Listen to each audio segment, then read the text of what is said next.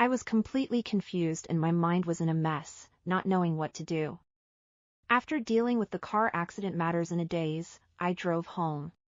When I got home and put Jason to sleep, taking advantage of the fact that no one was at home, I walked into Timothy's study.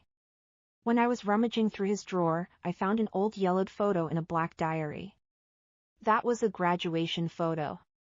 Looking at it, I quickly found the younger Timothy. He was handsome and stood out in the crowd, making it hard not to be charmed.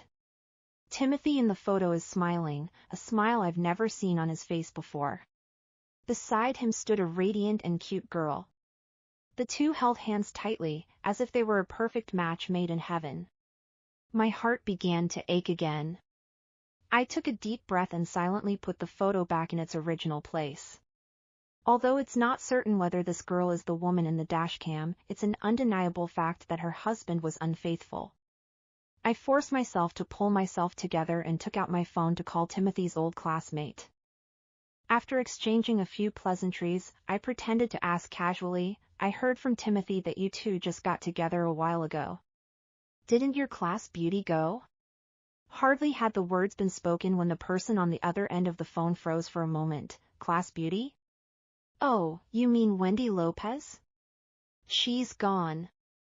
I went on to say, no wonder Timothy mentioned her to me and also talked about their past. Soon, the person on the other end of the phone asked in surprise, "Did he tell you that Wendy was his first love?" After hanging up the phone, I slumped into the chair, my mind going blank. It turned out that the girl was Timothy's first love. I remembered that when Timothy's mother, Selena Watson, was alive, she once mentioned that Timothy had a girlfriend when he was in college, but they broke up later for some unknown reason.